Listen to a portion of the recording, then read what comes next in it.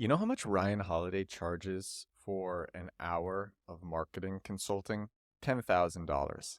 $10,000 for an hour call for marketing consulting. This was several years ago. But you know what? That's a story. That's a story for another episode because this is part two of how Stripe got its first customers and users. When I left you yesterday, Stripe had just gotten its first under 50 customers, its first 20 customers, and these came from their fellow peers at Y Combinator. This was from yesterday. The subsequent 20 users followed suit. All were other YC companies.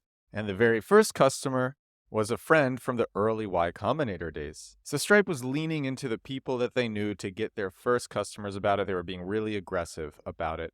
Paul Graham even named a marketing term after the founders, the Collison brothers, who are the founders. He called it the Collison installation for this technique that they invented where they would ask people to try their beta. When the people said yes, they would just go and set them up right there with them on the spot. So now we're on to the next 50 to 100 customers of Stripe. This episode is going to be filled with some pretty good guerrilla marketing stories. And remember, this is an email that I forwarded to a bunch of my founder friends because it is that good. This is, again, comes from Ali Abulata from the first 1000 newsletter, one of my favorite newsletters. It used to be about how companies got their first 1000 customers, and now it's about conversion rate optimization, but still really good. Let's jump into it. All right, the next 50 to 100 customers. I'm reading from the story now. Despite their initial success and raising some money from Y Combinator, both John and Patrick, so these are the founders of Stripe, went back to school to finish off their sophomore and freshman year, respectively. They looked at Stripe as a side project, and it wasn't until 6 months after they acquired their first customer that they had enough conviction to pursue this full-time and drop out yet again. The realization, according to Patrick, was something along these lines, and this is in quotes. We realized that the economic foundation of the web was really shaky, and despite PayPal's best attempt, they never really got there. The internet is still very young. Still a small fraction of transactions happen online. It's crazy how manual it is. It's incredibly hard to transact across borders. If you are an American, you can only buy from American companies, and so is the case regardless of where you live. There should be a robust, reliable economic layer, and we really felt like we could solve that. As the summer started raining in and the Collison brothers took Stripe more seriously, they did a few things to begin acquiring customers outside the Y Combinator circle.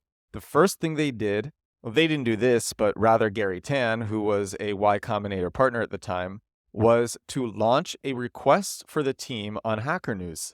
The request was, if you need payments on the internet, drop those smart people an email and they will help you out. By my very unscientific method, this post landed them between 300 and 550 signups on the waitlist. Stripe had to implement a waitlist because they had to do all the account creation stuff manually.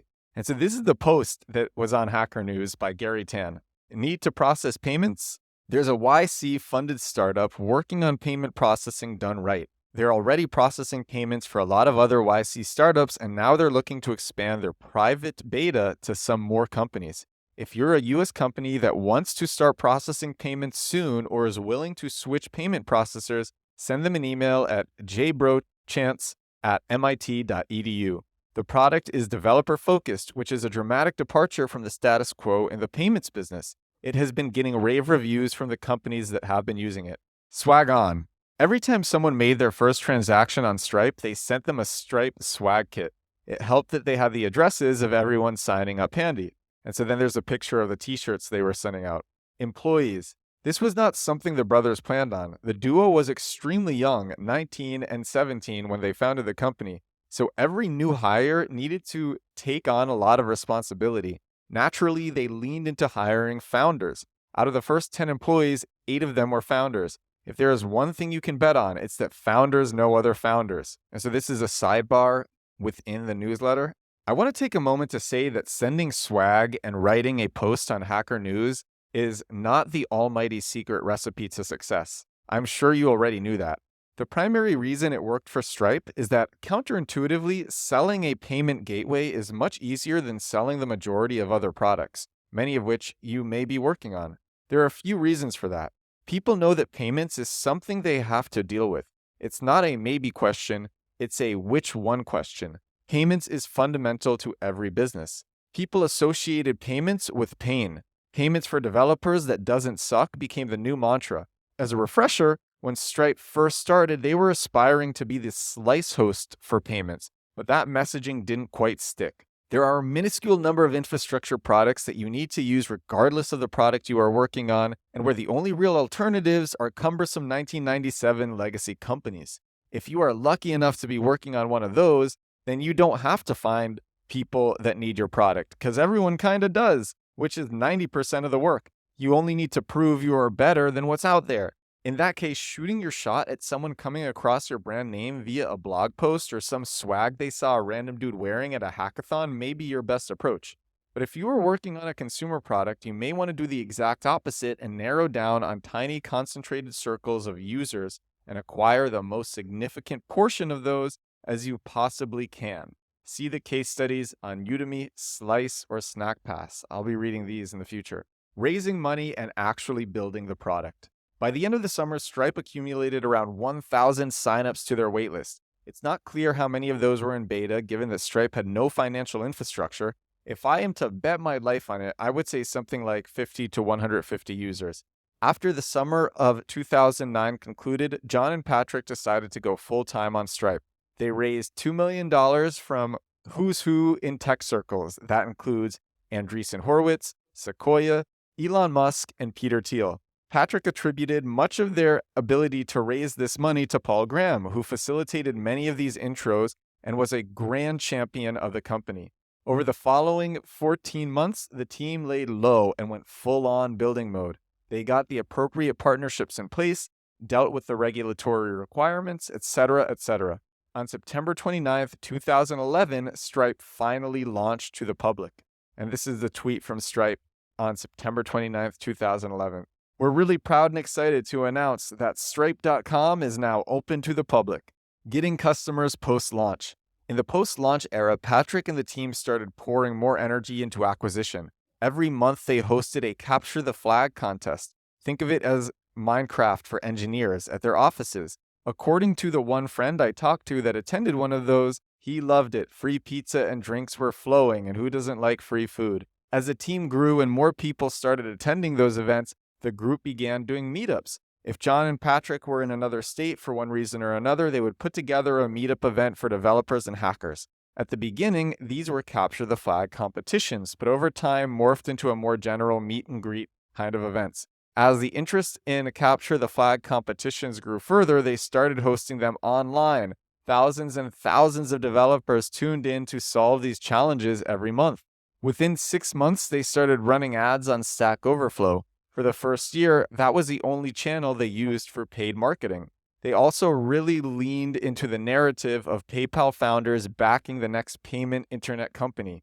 The last bit was reviews from internet bloggers. For the most part, those were unsolicited, but were a cornerstone to how they acquired customers post-launch, according to a random 2012 interview with Patrick I stumbled upon. And here's another sidebar in the newsletter. I would hate it if the key takeaway here was to host competitions or, God forbid, gamify your app. Personally, I am an adversary of gamification, but that is a story for another day. The biggest insight from Stripe's approach, for me at least, has been how they layered in their marketing effort. In most places I have worked in the past, marketing is a one-and-done exercise. You come up with an idea, put some money behind it, measure your performance, and then put some more money behind it. Maybe experiment with a few messages along the same theme.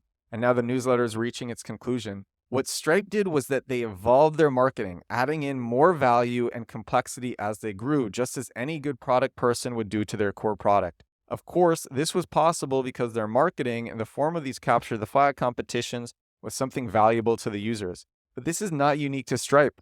Many companies, especially those in the financial industry, build tools, calculators, or even content as a core part of their marketing. More often than not, those are treated in a let's see what sticks manner. These are not nurtured and handled with the same user empathy and thoughtfulness one would provide their core product. This is what I believe Stripe did differently, and the results do kind of speak for themselves. So that's how Stripe acquired its first customers and users from Ali Abulata in the first 1000 newsletter. And I appreciate this breakdown at the end. I like how Ali acknowledges that they took their marketing seriously and they kept iterating and layering different approaches and learning as they went, because that's something that I advocate a lot on this show. And that's something that I do myself. It's basically the approach. You keep going with marketing, and over time you learn what works and what doesn't. Your funnel becomes so well optimized and so efficient and so much better than you could have even thought. So it's an approach that I like a lot. And I think the guerrilla marketing stories were very cool as well. Anyway, this is a great newsletter. Shout out again to Ollie. Thanks for writing this. And this is episode 160 of The Edward Show. This is my daily growth marketing, growth hacking podcast. I have so much fun recording these. I was really looking forward to recording this one all day. And it's 8:30 p.m. I'm going to edit this, and I can't wait to share it with you all. Thank you so much for listening, and I will talk to you again tomorrow. Bye now.